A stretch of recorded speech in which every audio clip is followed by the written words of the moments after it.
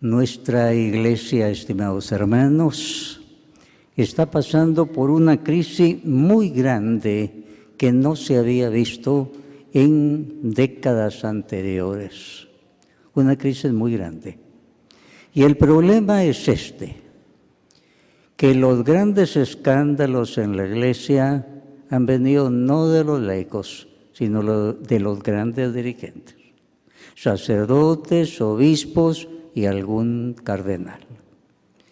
Y esto, quiera que no, pone temor a muchos que se dejan llevar, sobre todo los que aprovechan este momento duro de la iglesia para querer hundirla. Y entonces algunos quedan inquietos, sobre todo los laicos. Digo los laicos porque los sacerdotes hemos estudiado la historia de la iglesia muy detenidamente y entonces estamos acostumbrados a todo este vaivén de cosas buenas y malas que continuamente se sucede. Pero el laico sí queda inquieto. ¿Cómo es eso? Que esto venga de algún obispo, de algún sacerdote y algo gravísimo. En primer lugar, sería bueno pensar en esto. Si usted se acerca a una pared blanca grande y hay un manchón negro ahí en medio y casi pega la nariz, entonces usted dice, ¿qué pared tan negra? Solo está viendo el manchón negro. Pero si usted se retira unos pasos, ve que la mayoría de la pared es blanca.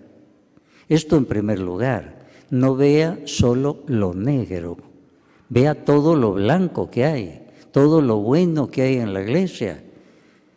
Las iglesias en la actualidad están llenas de laicos, una gran respuesta. En medio de esta crisis, esa gran respuesta de laico en las iglesias.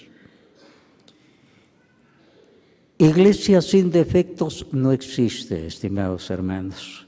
Donde hay hombres tiene que haber pecado. Y eso siempre ha pasado. Alguna vez cuando alguno se viene a quejar de cosas, escándalos en la iglesia, le digo yo, mire, ¿quiere usted una iglesia perfecta? Sí, Padre, muérase y vaya hacia el cielo. Solo ahí la va a encontrar. Solo ahí va a encontrar lo que describe el Apocalipsis, a todos con vestiduras blancas, alabando a Dios, pero ya están en el cielo. Mientras estemos en la tierra, eso no va a suceder. Ahora, veamos lo positivo del asunto. Qué valiente el Papa Francisco cuando dice, destapen todo, no hay que tener miedo a nada. Cero tolerancia en estos delitos, en estos escándalos, cero tolerancia. Y el Papa llegó a expulsar del sacerdocio a un sacerdote de más de 84 años para indicar, mire, esto no se puede tolerar. Y eso es positivo. Este es el fuego del Espíritu Santo que está quemando la basura de la iglesia. Y eso arde, y eso avergüenza, y eso molesta. Y no lo escondamos. Y otras iglesias van a aprender, van a aprovechar para querer hundirnos y señalarnos. No tengamos miedo de eso, no tengamos miedo. Lo malo hay que sacarlo, hay que limpiarlo. El fuego tiene que quemar lo malo y el Papa dice, hay que denunciar esto, no se puede tolerar. Ha sido muy valiente el Papa Francisco y por eso tantísimos lo han atacado. Comenzando por las cúpulas más grandes de la Iglesia, lo que llamamos la curia principal del Vaticano. El Papa les dirigió un discurso en que les dijo, hay 15 enfermedades espirituales aquí entre ustedes, lo más alto de la iglesia. Y les habló del orgullo, les habló de la simulación, de la pretensión, muy claro el Papa. Y aquí debe haber espiritualidad, decía el Papa. Y eso es muy valiente de parte de él, ya sabía que le iban a venir muchas contradicciones, muchos ataques. Por ejemplo, ataques que han venido de dos especiales, uno que le pedía al Papa la renuncia, ese que fue nuncio del Papa, resulta que fue destituido antes de que sucediera esto. Tenía un puesto muy alto, pero muy rigorista, el Papa lo destituyó. Y el otro cardenal de Estados Unidos, Duke, también el Papa lo destituyó. Pasó a un lugar inferior y también ataca. O sea, en el fondo los que los conocen dicen que hay algo de venganza, que hay un mal ejemplo. Cardenal u obispo que están dando mal ejemplo cuando el cristiano debe obedecer a las autoridades. Así hemos enseñado, con el pretexto de una corrección filial, pero una corrección filial con odio, con resentimiento, con venganza, no está bien. Y esto hay que advertirlo a los laicos, porque fácilmente si un obispo dice algo ya les impresiona mucho, pero hay que ver qué obispo es y cómo es su actitud y cómo lo consideran los demás. En todo esto tengamos presente lo siguiente. Capítulo 16 de San Mateo, del versículo 18 en adelante.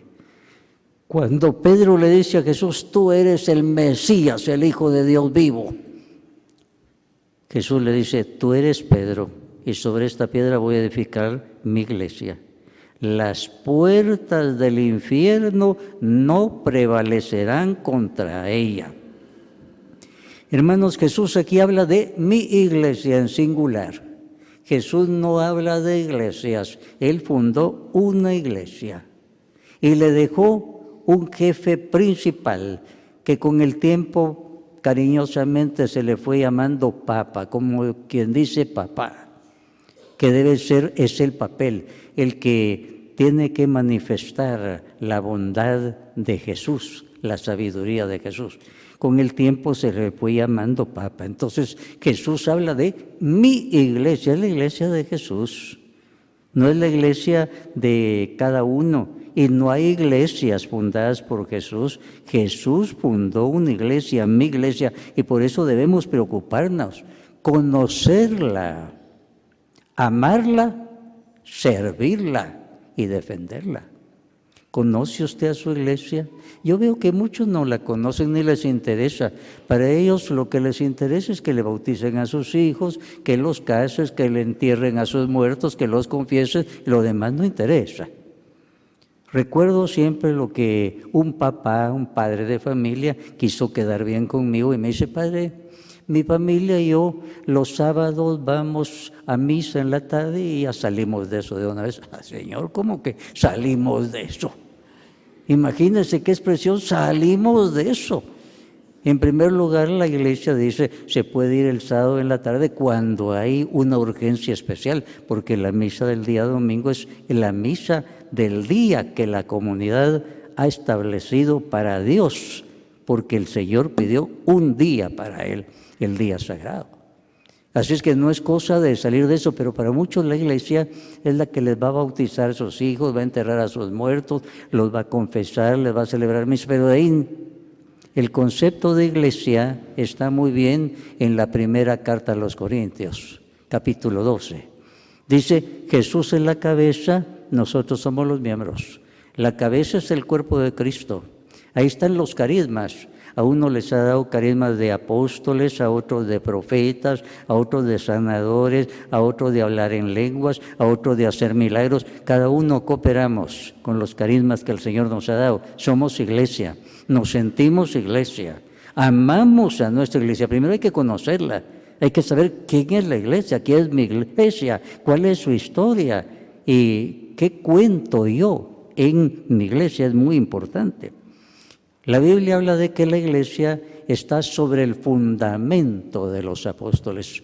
Por eso, en la primera gran iglesia que la Iglesia Católica tuvo en Roma, en Letrán, se la regaló el emperador Constantino. Ahora en la cúpula, esa cúpula está sostenida por 12 apóstoles, las 12 grandes columnas que Jesús dejó para su iglesia.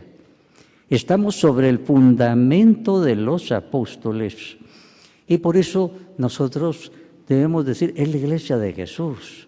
Él nos la dejó santa, pura, una, en su mensaje, en su moral, en su enseñanza. No la podemos dividir. Y de esto debemos estar nosotros muy seguros. Ahora, si vamos a revisar la historia de la iglesia, siempre ha habido problemas y divisiones. Piensen ustedes que estaba comenzando la iglesia y Pablo y Bernabé formaban un dúo de evangelización. Muy bien, nada menos Pablo y Bernabé. Pero resulta que Bernabé dijo, voy a llevar a mi sobrinito Marcos, y se llevó el sobrinito Marcos. Y aquel jovencito, cuando vio las dificultades de ir a misionar, yo me regreso, y se regresó. Bueno, vino una segunda expedición misionera, y nuevamente Pablo y Bernabé. Y Bernabé dice, voy a llevar a mi sobrinito Marcos. No, a ese no lo llevamos. Y una lucha de pesos pesados en la iglesia.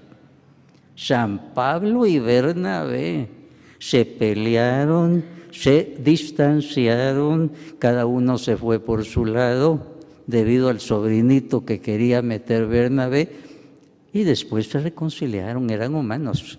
La Biblia nunca presenta a los santos como impecables, sino se hicieron santos, se dejaron santificar por el Espíritu Santo y llegaron a ser santos. Entonces ellos se reconciliaron.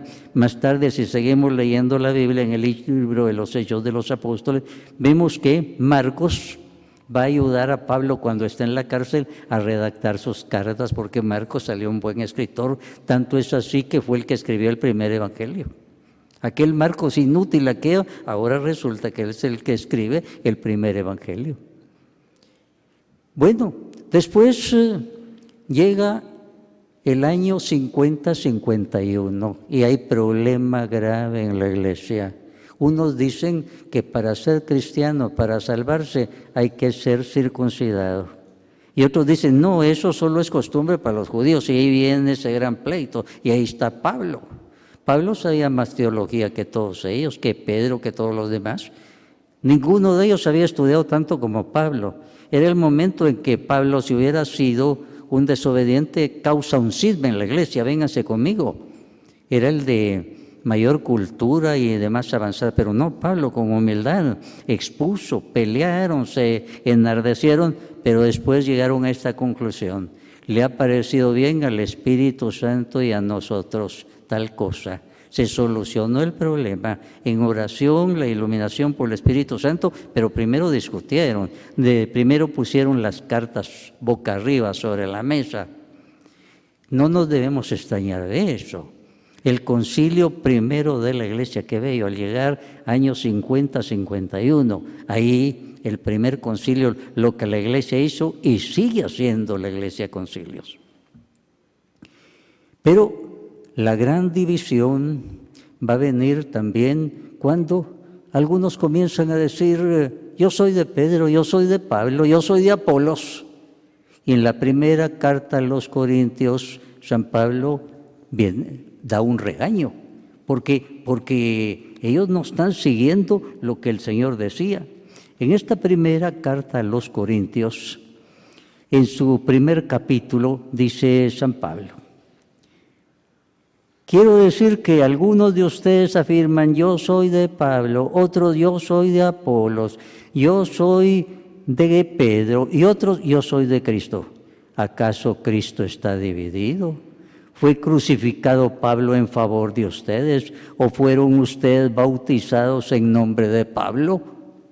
Les llama la atención. Nosotros tendemos a las divisiones por el orgullo y allá ellos estaban dividiendo la iglesia. No, señores, Jesús no está dividido. Y entonces había una sola iglesia.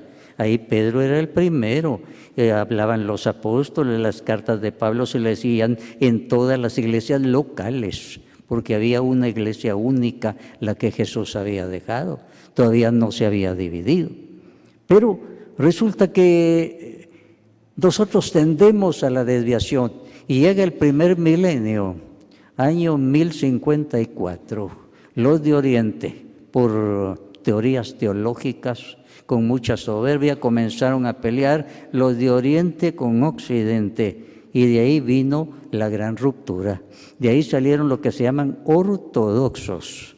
Los ortodoxos tienen misa como nosotros, Eucaristía, devoción a la Virgen María, a los santos, imágenes, iglesias como nosotros, pero no obedecen al Papa.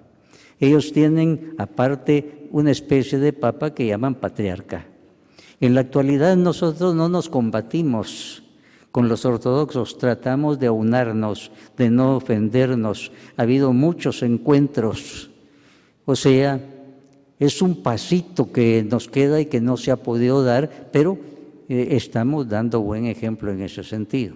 Eso fue al llegar el primer milenio.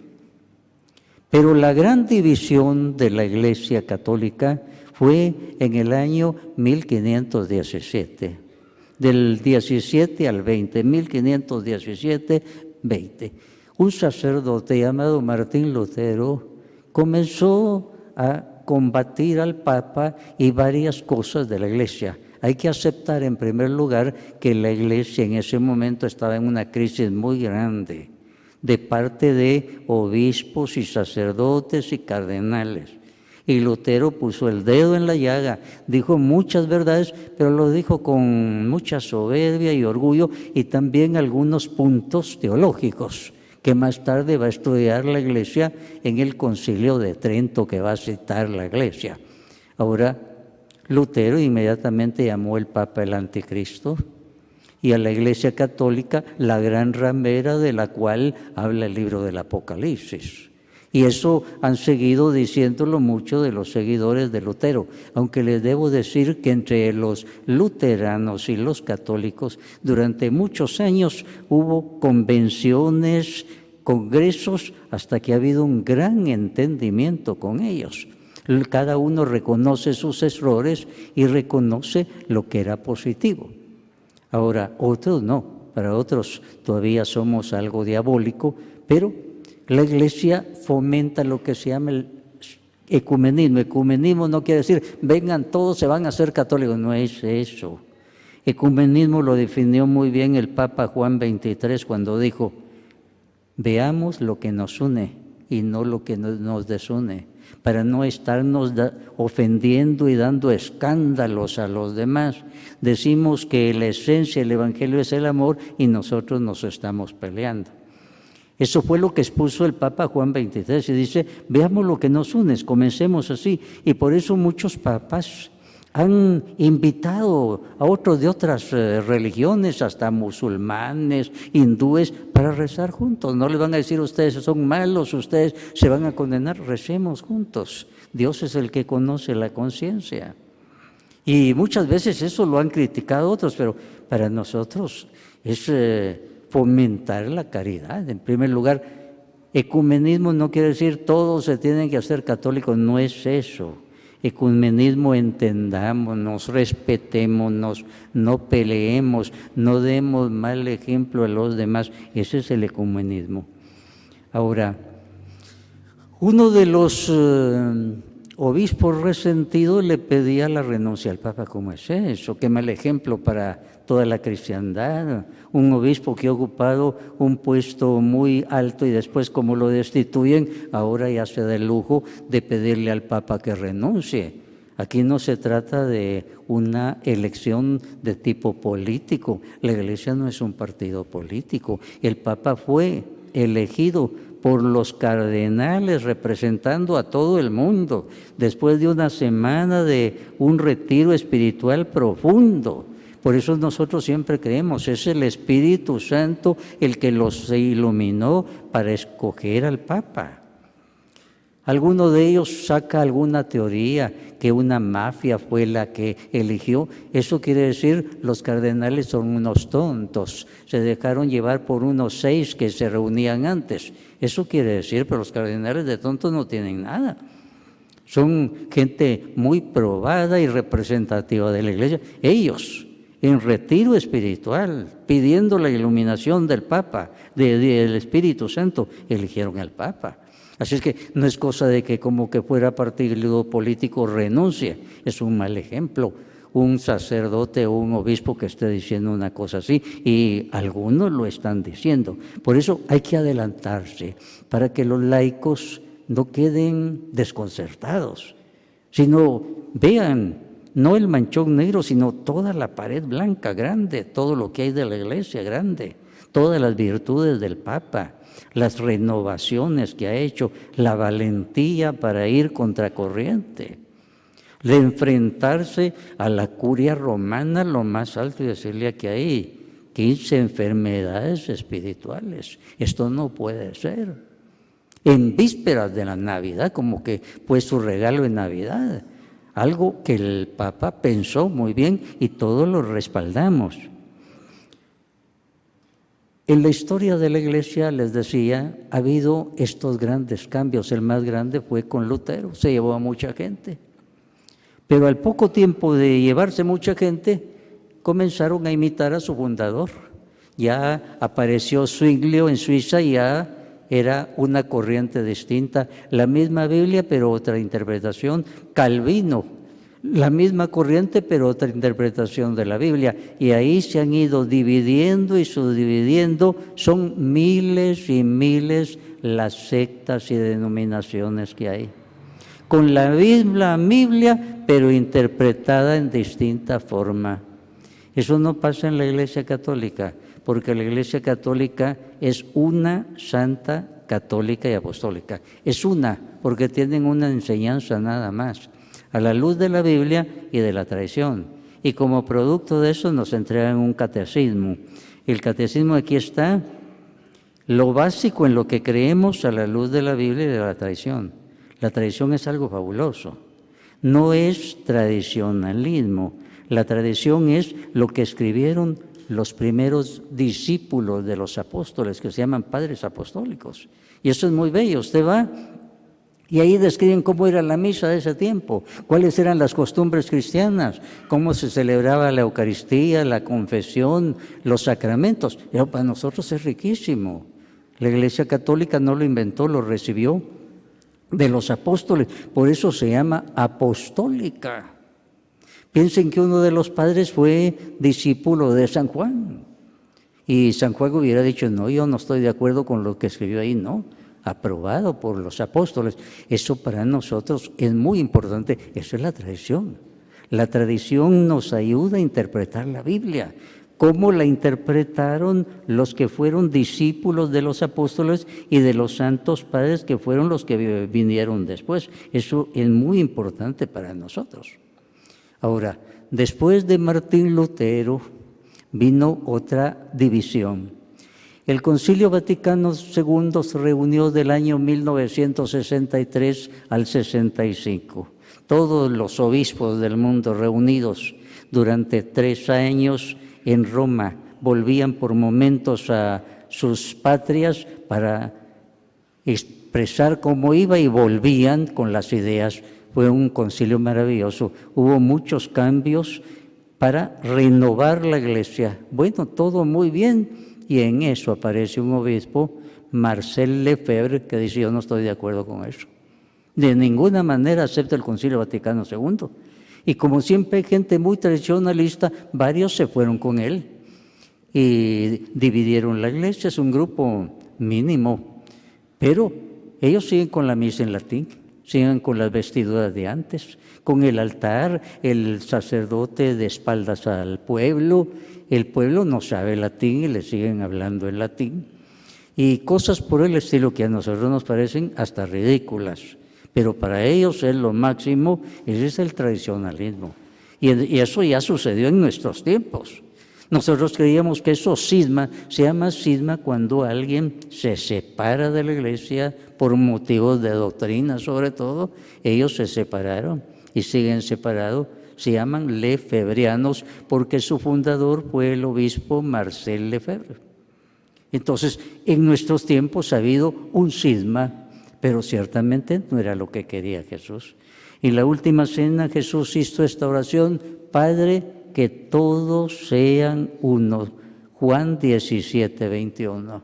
Padre, que todos sean uno. Él fundó una iglesia y no quería estas divisiones, como decía Pablo, a los que afirmaban, yo soy de Pablo, yo soy de Apolo, yo soy de Pedro.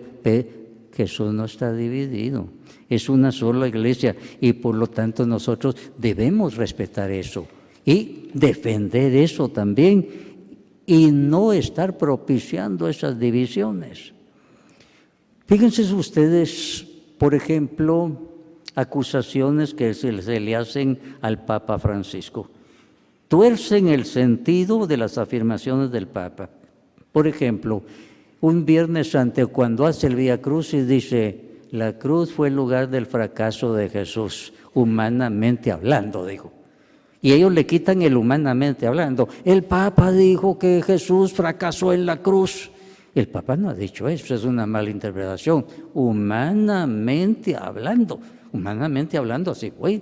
Junto a la cruz estaban los principales dirigentes religiosos y le gritaban, bájate de la cruz y vamos a creer en ti. Y Jesús no se bajó, podía bajarse, pero Él venía para morir en lugar de nosotros. Entonces vean cómo esta frase del Papa es mal interpretada, malignamente interpretada, porque el Papa dijo humanamente hablando. Y así lo entendemos todos nosotros. Y ningún gran teólogo saltó diciendo, mire qué herejía ha dicho el Papa, de ninguna forma. También el Papa dijo, Jesús tuvo sangre pagana y eso les ardió a muchos. Porque ¿saben qué? Porque interpretan mal lo de la sangre de Cristo. La sangre de Cristo que nos salva no es el líquido sanguíneo. La sangre de Cristo simboliza el martirio de Jesús, no es el líquido sanguíneo. Como que el Papa lo que quería decir es lo que afirma en la genealogía de Jesús San Mateo. San Mateo comienza su evangelio presentando la genealogía de Jesús, o sea, todos los ascendientes de Jesús, y en esos ascendientes menciona 2 prostitutas que estuvieron en la familia ascendiente de la cual descendió Jesús. Y el Papa era lo que quería decir, la carta a los Hebreos, se hizo igual en todos nosotros, menos en el pecado. Una traducción dice, se hizo uno de tantos igual a nosotros, menos en el pecado. Pero claro, el que tiene mala intención tuerce esto y dice, mire, dice que Jesús tenía sangre pagana, pobre la Virgen María, entonces no fue inmaculada. Sacan consecuencias que no vienen. Y el laico no debe dejarse desorientar por estas personas malignas, porque están haciendo un mal muy grande. Y tenemos que sabernos defender. Lo mismo, cuando el Papa escribe Amoris Laetitia, el amor de la alegría, y cuando habla de el problema de muchos en la iglesia que se divorciaron y ahora no hayan qué hacer para poder comulgar, confesarse, el Papa, como buen pastor, con olor a oveja, que se preocupa de los problemas de los de abajo, él propone que revisar eso, ver cómo se puede llegar. Posiblemente no hubo una ceremonia religiosa, pero no sacramento, porque aquel ni fe tenía, porque aquel a veces llegó hasta medio borracho en la noche anterior, se fue a una despedida de soltero y cosas por el estilo que han pasado muchas veces. Algunos se casaron porque así se acostumbra en la iglesia, pero sin tener la verdadera fe. El Papa, como buen pastor y como pensamos tantísimos, que a quienes nos duele que muchos que se convirtieron ya cuando estaban divorciados y ahora, ¿qué hacemos? Y entonces encontrarle un camino. Y entonces van contra Jesús porque Jesús dijo que el matrimonio era indisoluble. Sí, el verdadero matrimonio indisoluble. Pero hay otros que fueron una ceremonia religiosa, pero no tenían los elementos necesarios para que fuera un sacramento. Y eso lo estudia un tribunal de la iglesia, que no son huizaches a quienes se le puede conquistar, sino son unos sacerdotes que estudian espiritualmente el caso. Y entonces el Papa apoya eso y nosotros muchísimo lo apoyamos también. No, ni nos pasa por la cabeza que él quiera ir contra las enseñanzas de Jesús, porque cómo explica el Evangelio todos los días en el lugar donde él se quiso quedar. No se quiso quedar en el Vaticano, en un lugar muy especial, se quedó donde se quedan todos los demás pensionistas, en Santa Marta. Ahí está él. Y dio un gran ejemplo él con eso. Y valiente, porque sabía que a muchos no les iba a gustar, pues él dijo eso. Y en eso tenemos que apoyar al Papa. Nosotros sabemos que fue elegido por los principales representantes del mundo, obispos y cardenales. reunidos en Roma, y después de recibir las ideas de todos los de las varias naciones y estar en retiro espiritual. Eso para nosotros es muy importante, estimados hermanos, y sobre todo los laicos deben tener confianza en la Iglesia, en el Papa, en las altas autoridades.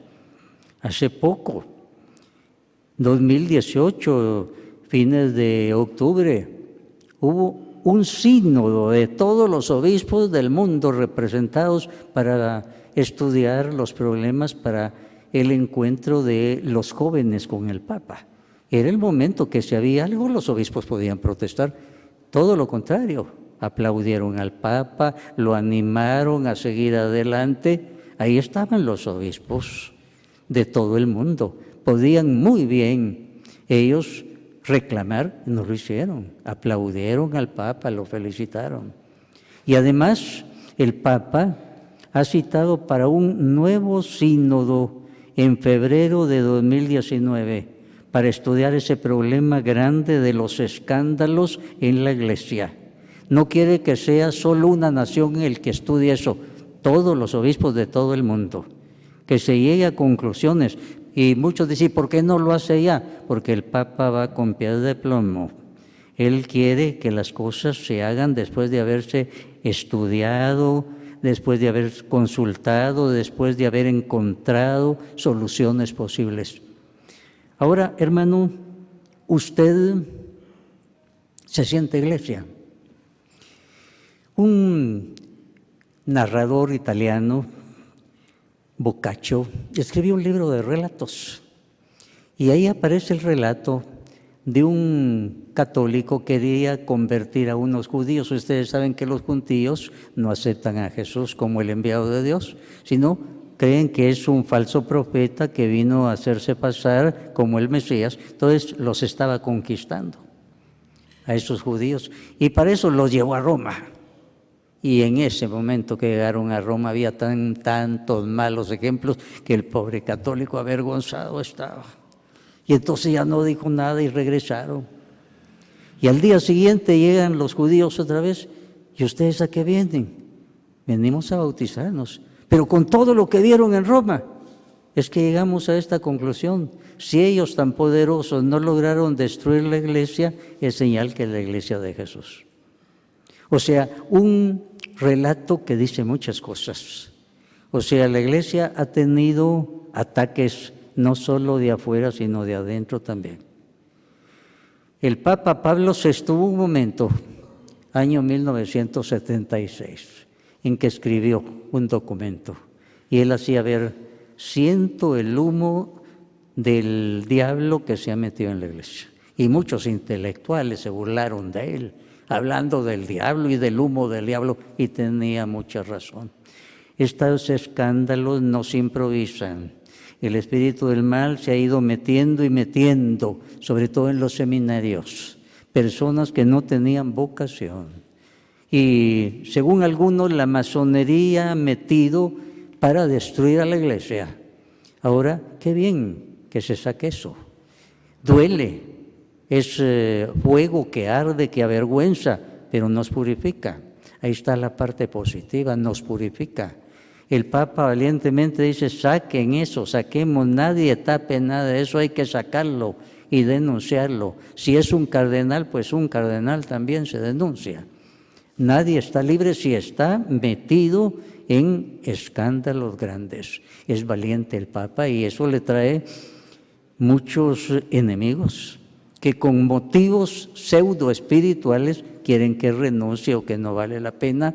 Lo han llamado anticristo, lo han llamado que tiene tantas herejías. ¿De dónde? Como que el Vaticano no tiene oficinas serias, porque cuando hay algo, inmediatamente las oficinas del Vaticano encargados de la fe, de la moral, anuncian, detallan, señalan.